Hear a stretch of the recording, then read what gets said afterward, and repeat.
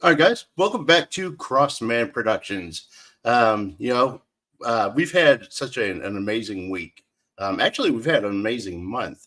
I don't know if some of you guys have seen the post, but for the last two months, we've been pulling in about 10,000 views, which I want to thank all of you guys for being a part of that. Um, we've had some awesome people come through, and some amazing stories. So I want to thank all my guests, who's helped us, reach our 10,000 mark. So with that said, I did want to make an announcement. So for season three, which is coming up in January, I have a little contest I want to do. Um, I know that there's so many stories out there, and a lot of people, been trying to get on the show. So what I thought I'd do to help out and get some of these stories, aired, is I want you guys to be a part of the show by sharing your stories. So here's what I want you guys to do. One, go to the YouTube channel, which is Crossman Product, at the YouTube, and subscribe. Then go to my Facebook and follow me. Send a friend request, and then I want you guys to instant message me some information about you, in your story. Just give me a little bit about you, your story, your social media, and what I'm going to do is for season three is I'm going to pick one person each week that's going to be we're going to highlight that individual. We'll still do our regular shows, but we're going to have a spotlight guest each week. So if you want to be a part of that, there's three things you need to do. Go to YouTube, Crossman Product, become a subscriber. At my Facebook, if you're not a friend of mine on Facebook, send me a friend request and then send me an instant message telling me about your story. That's it. So, with that said, I am excited about my next guest, Paul Allen. So, I've been working with Steve Joyner, and Steve has been hooking me up with such, so many amazing people that I get to sit down and talk to. Um, Steve introduced me to Paul Allen, and I'm excited about having him come on. Paul is a wrestler and a filmmaker. So we're going to bring him on, and we're going to learn more about him and his story. So, hey, brother, welcome to the show, brother. Thank you so much for having me. I'm super excited to tell my story, talk about my journey, and hopefully help a few people out along the way. Cool. So, Steve has just been amazing. So, he's been, you know, uh, hitting me up probably a couple times a week and introducing me to people that he knows. And he keeps, he was like, "Hey, you got to bring this person on, bring this person on," and I have not been disappointed. Mm. Each person he's brought has just been amazing. So, I know a little bit about what you're doing with the wrestling, and you just did your first film. So I'm excited Mhm. to be able to sit down and talk to you and find out a little bit more about about you and about what you're doing. So let's go from the beginning. So tell everybody kind of where you were born and raised, and what was life like for Paul growing up. Sure. So I was born in Indianapolis on July 21st, 1998. And life was, I had a very interesting upbringing. I was raised in a single mother household, and occasionally we would live with my grandmother. That was not really the best living situation, which of course would influence some of my later work. Um, but I grew up in, as well, a more religious household. Uh, so life was quite complicated growing up for me, but ultimately it kind of shaped my creative side. I really had I had the opportunity to dig into art and music, uh, wrestling was really the first thing that I fell in love with. I remember watching my first match whenever I had to have been about 4 years old. Oh, wow. And from there, like my love of wrestling just kept growing and growing, especially whenever my mother told me I could not watch it. So eventually she came on board and became a fan too. But yeah, so So, were you into sports, when you growing up, or like play football or anything? uh, everybody wanted me to play football whenever I was growing up because I've always been a bigger guy. Right. And I would have coaches approach me all the time. Hey, we want to get you on the team. I went to the Franklin school system, and Mm. the wrestling coach was also the football coach. Okay. And I was in amateur wrestling in school. Mm. And so the coach, Coach Hassman, I don't know if he's still coaching or not, but he approached me and he was like, why don't you come and just try it out? We have like a 3-day camp coming up.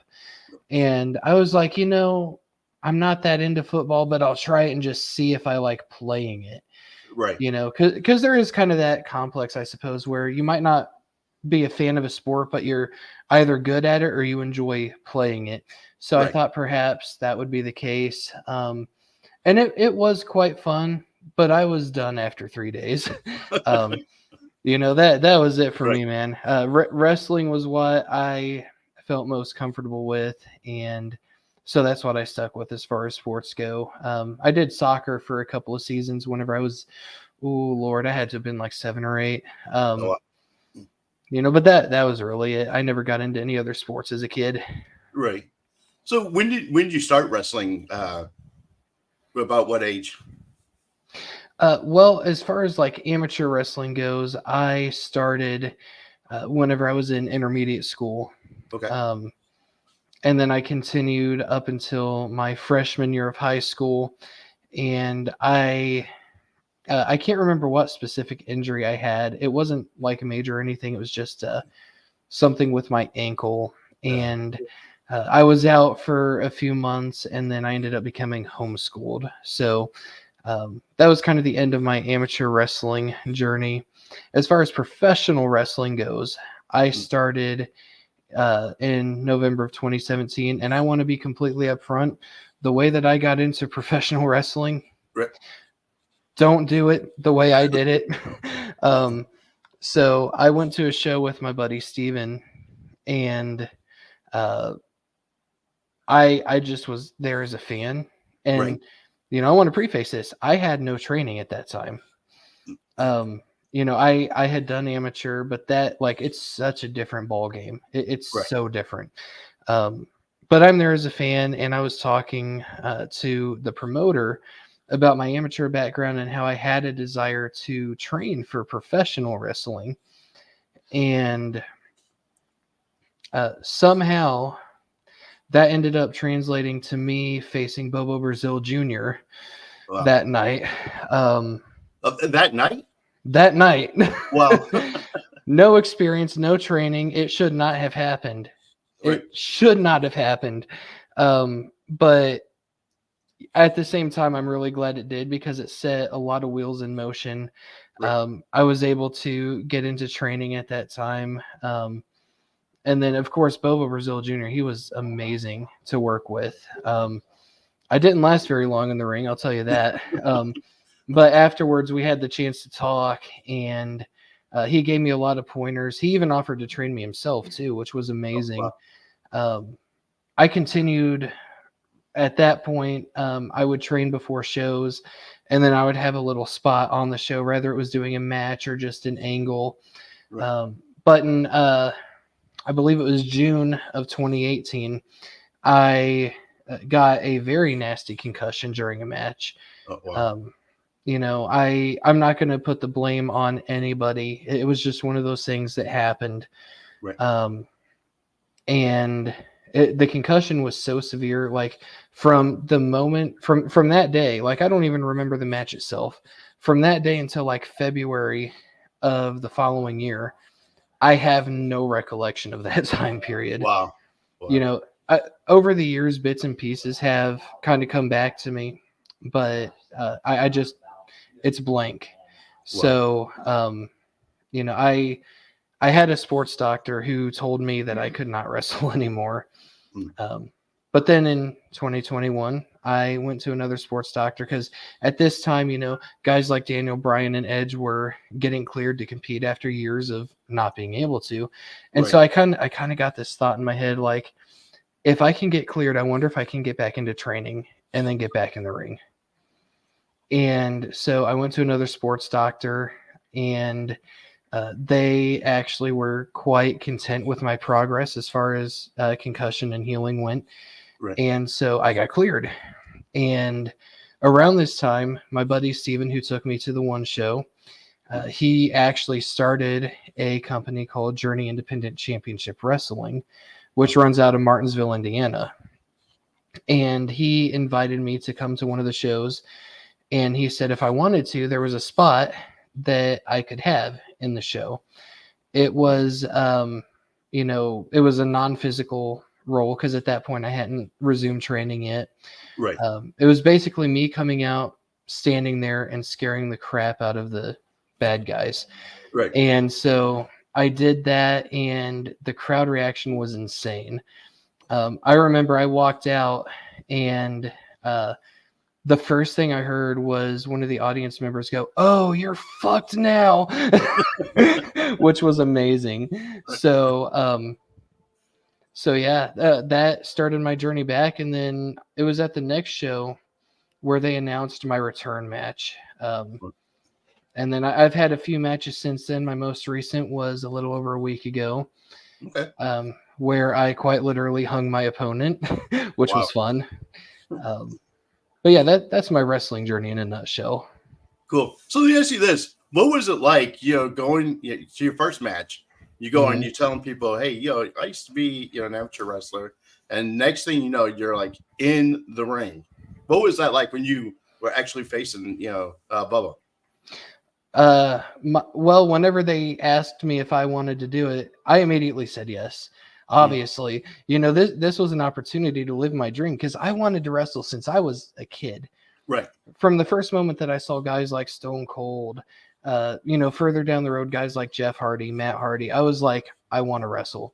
So Right. I said yes, and then it comes time for me to step foot in the ring for the first time, Right. and I do so, and I look at Bobo Brazil Jr. and I think I just fucked up.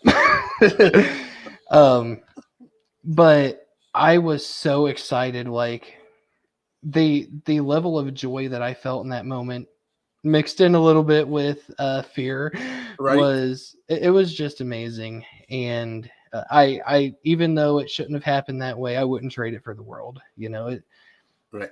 it's an amazing feeling to be able to fulfill your dream, Right. especially, you know, against somebody like Bobo Brazil Jr., who's a local legend.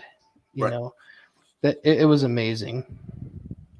And and then you go and you get a concussion, and then they're telling you can't wrestle anymore. What was that like? Oh God, it was heartbreaking.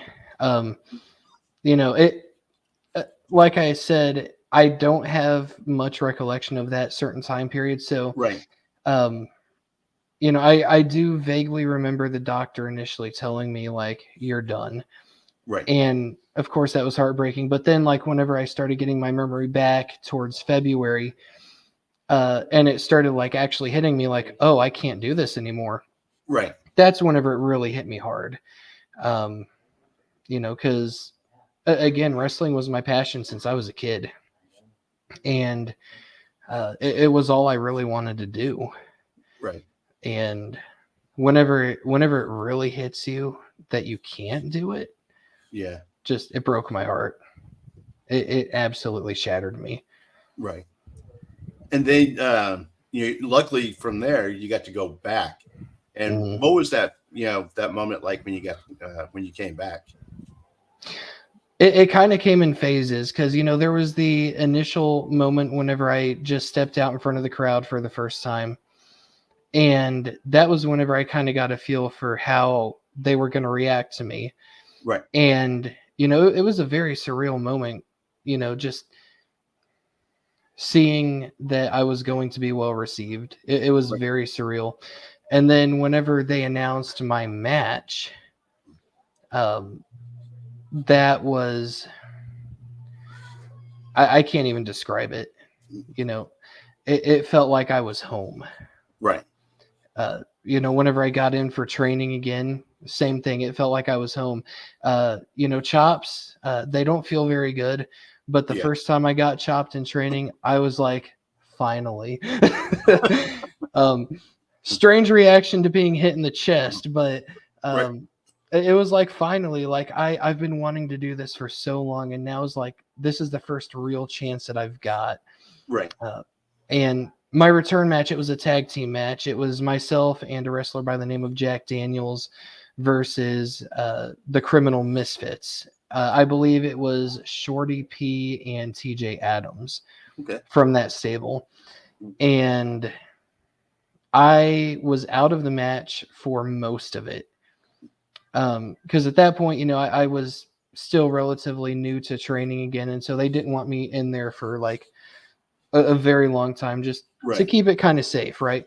Right. So I come in like basically right at the end, and this was the moment that I had been waiting for, and this I don't know how else to describe it other than just electricity. It's like I felt electricity going through me. We go through our spots, we go through the finish, Right. and I end up winning. I made TJ Adams tap out like a bitch if you're watching TJ Adams. And, whenever I got my hand raised and Jack Daniels got his hand raised, Right.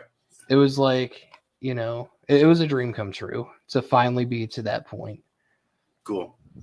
Now I know you went into filmmaking. Are you still wrestling? I do still wrestle. My most recent match was on November 25th. Okay, that's not too long ago. Yeah, it was myself. I wrestled as the Harvester, Yeah. which is my horror movie character. Okay. And I wrestled a gentleman by the name of Levi Motionless. This was an Extreme Rules match, which was my first Extreme Rules match, and oh my gosh, it was so fun. Like that was my favorite match type growing up. I Right. was really huge on ECW and hardcore wrestling. I just never thought I'd actually get to do it. And so, yeah, it was an absolute blast. So for the audience who doesn't understand, what is Extreme Rules match? What is that? It's essentially anything goes. Oh, Weapons may get involved. Tables are a pretty big thing in Extreme Rules. Chairs. In my case, I used a screwdriver wow. and a belt. I also got hit with a chair for the first time, which was fun. Yeah, it's funny too because like I was not expecting. I knew that we were going to do some weapon spots. Right. I didn't realize that we were going to use chairs, and so I turn my head after a double axe handle, and I see a chair coming right at my face, and I'm like, "Oh shit!" I get knocked down. I get choked with the chair, hit in the back a couple times with it. It was fun. As crazy as that sounds to say Wow. that getting hit with a chair is fun, it was fun. So how did you transition from wrestling into doing filmmaking? Well, truthfully, the one to credit for that is Bray Wyatt. Rest in peace, Bray. He came out with the Firefly Funhouse gimmick back in 2019. And the moment that I saw it, I was like, this is genius. And it kind of got my wheels turning because at that point I couldn't wrestle. Right. And so I thought, how can I make a really creepy character and, still kind of use that creative side? Right. So I did some like self-tape style videos where was portraying the character of a serial killer, Okay. and um, it was an absolute blast. And uh, I I knew that I wanted to kind of make that into a movie, Right. so I actually started writing the movie with my mother back in November of 2021. Okay. And that's kind of like how I got started in film. It's funny, like I get asked a lot, like, did you want to be an actor when you grew up? I never really had that dream necessarily, but the moment that I started the process of making the movie, I was like, this is what I was made for. Wow. So, from that transition, going from wrestling Mhm. into acting, what was that transition like? Yeah, it was a very easy transition because I've done mostly villainous roles. I've done mostly physical roles, and Right. so I've still been able to exercise, um, some of what I use in wrestling. I love doing fight scenes and stunt work, um, and I thankfully I've had a lot of opportunities um, to do those, especially in the first Harvest, which is my first horror film. I got to do a few fight scenes, stunt choreography, and it was very, very natural.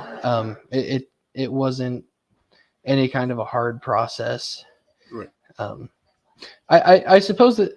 Well, I suppose some parts of it were hard, like in the rare instances where I've done a non-villainous role, Right. um, or a non-physical role. A good example of this is my short film, My Devotion, Mhm. where I'm actually playing a love interest who is not villainous. Mhm. Um, that was where it was a little more challenging, but aside from that, it was a smooth transition. Cool. So now, going into filmmaking, um, Mhm. you know, what do you think is more challenging? Wrestling, the stuff you had to do through wrestling, or filmmaking? Ooh, for me, it's been a little 50-50.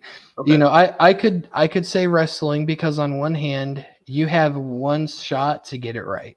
Right. You know, if you mess up, you mess up, and that's Right. that, and it's in front of a live audience. Um, you know, and for film, you can just do retakes.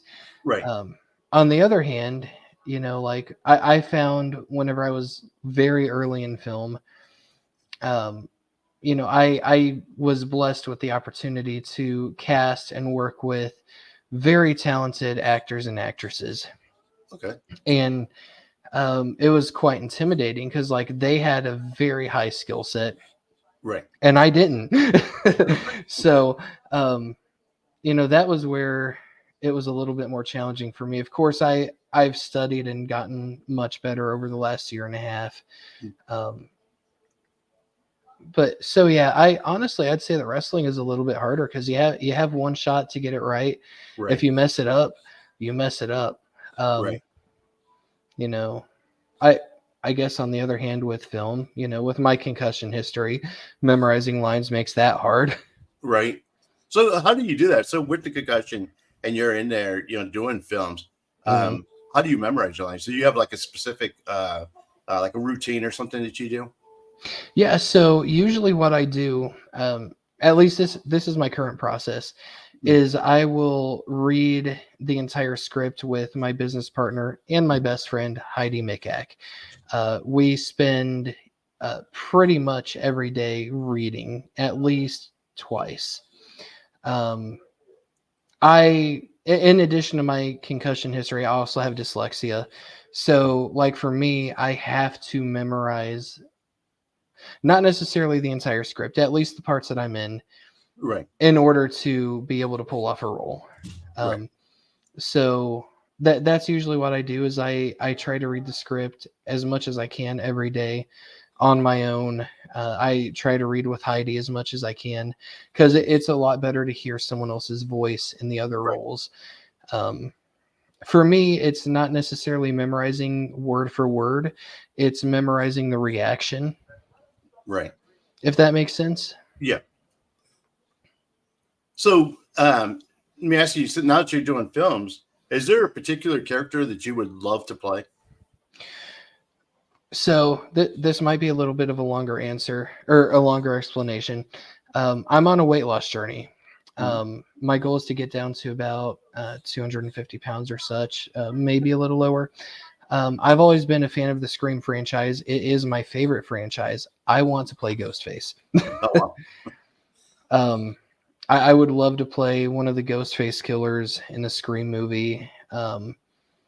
I that would be my top pick. Wow. Cool. A lot of um, actors and directors and filmmakers that I make, they do a lot of fan films.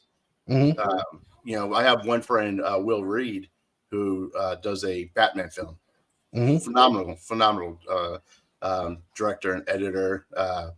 He's done like two. He's working on his third Batman movie. Have you thought about doing something like that, where you do your own Ghostface, Scream movie? Let's just say that there might be something in the works. Okay. There have been actually a couple of Scream fan films that have been pitched to me, Mhm. and one of them was very, very, very compelling. Right. And so I don't know exactly how much I can say on that at the moment, but I can definitely say that there is something happening as far as that goes. Cool. So, if somebody wants to watch some of your films, where's the best place for them to see those? Sure. So we have a YouTube channel called the Allen and Mikac Network. Okay. Now, the way that is spelled, at least Mikac is spelled, is Mikac. Okay. So if people go to YouTube and look up the Allen and Mikac Network, they can see all of our short films we've done. The First Harvest is not on YouTube. Right now, I'm trying to find a streamer for it. Okay. The First Harvest is available on DVD and Vimeo. Okay. And what we'll do is we can put the links to that in the detail section of this, so that they can go visit the website. So, do you have anything currently in the works? We have a lot in the works. We have our project that's coming out soon is it's called Written in the Dark, Mhm. and it is a short film about eating disorders. Okay. It will more than likely come out within the next couple of weeks. It's at the tail end of post production. Okay. We have a mini series that we are working on as well called Wherein Lies Continue. We are going to be filming that next year. Okay. We're spending the month of January actually filming the pilot episode. Wow. Okay. Yeah, and then we have a few other short films coming up as well. We have The Locket, which is I believe we're filming that in February.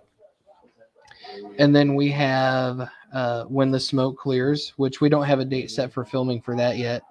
Okay. But yeah, we have a few other things. Another mini series called Into the Web, which is tied to the First Harvest. Okay. So you're a busy man. You got a lot coming on. So let me ask you this: if you could give somebody a piece of advice, who's trying to pursue their passion and their purpose, what would be your biggest advice? My biggest advice to anybody who wants to do this, whether it's film, wrestling, whatever it may be, just do it. Start writing, start studying, join the different Facebook groups. In my case, that'd be the Indiana Filmmakers Network. Most importantly, don't let anybody tell you or otherwise convince you that you cannot do it. Right. Because if you want to, you can. Right. And Go ahead. I was gonna say, and if you can get to that mindset of you are going to do it, then you're gonna fucking do it. Right. You know, and we tell it to our audience all the time is, you know, the first step is just doing it. Hmm. Don't think about it. Just go do. You know, Absolutely. a lot of people, you know, have, you know, um, passions and things that they want to do, but they always let the fear or, you know, Yeah. have excuses or something to stop them. You Hmm. know, sometimes, you know, the biggest thing they worry about is failing. Right. Hmm. The biggest failure you guys can have is by not doing it. That's the only way you can fail, actually. Absolutely. The only way you can fail is by not doing.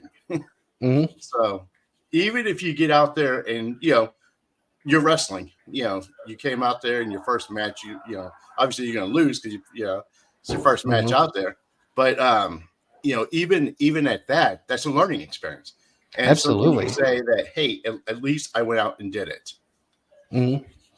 And that's why I say too, like the way that I had my first match, it shouldn't have happened that way, but I'm glad Right. it did because I learned, you Right. know, and because of the fact that I said yes, I then gained the opportunity to learn Right. from others who've been doing it for 10, 15, 20 years.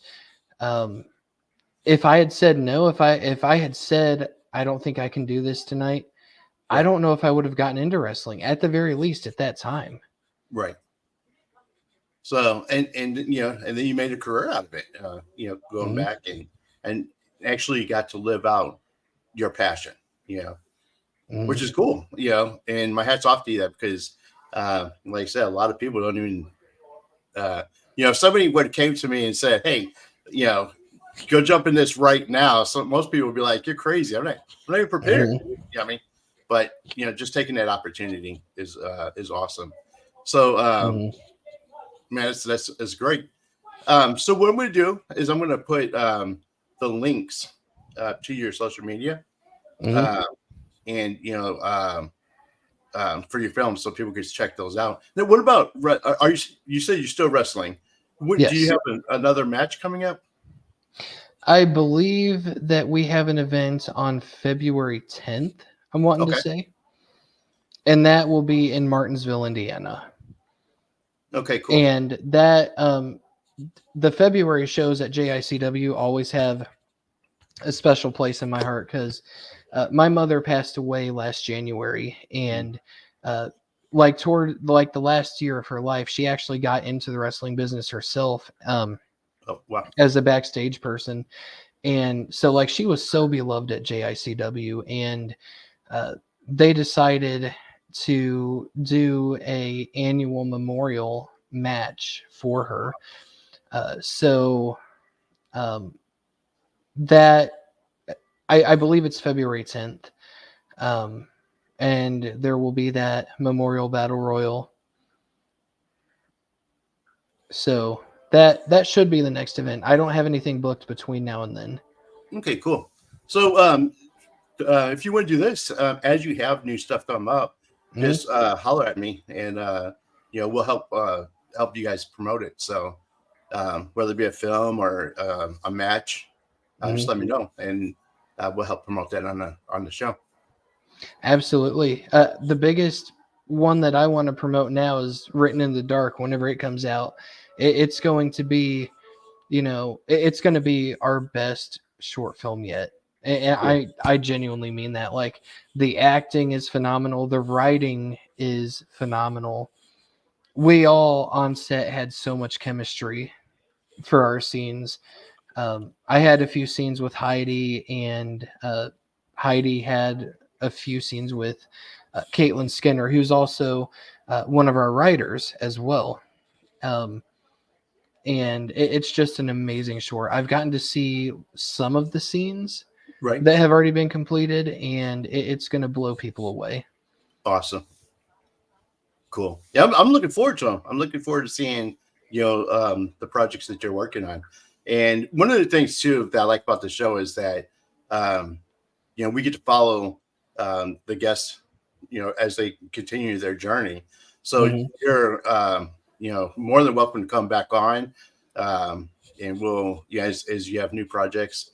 and we'll help to promote those as well too. So, all right, brother, man, thank you so much, brother, for being on the show, man. Absolutely. Thank you so much for having me. It's been an absolute blast to talk.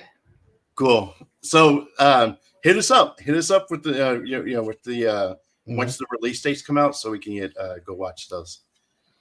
All right, sounds great. Thank you so much. Cool. All right, guys. Thank you guys for joining us again. We have another show tonight at 9 with Kelly Tata from you know her dad, Joe Tata from Beverly Hills 90210. So I'm excited to be able to talk to Kelly a little bit later. So make sure you join us on that. And until then, remember, guys, you are uniquely designed with purpose, and always keep moving forward. Peace.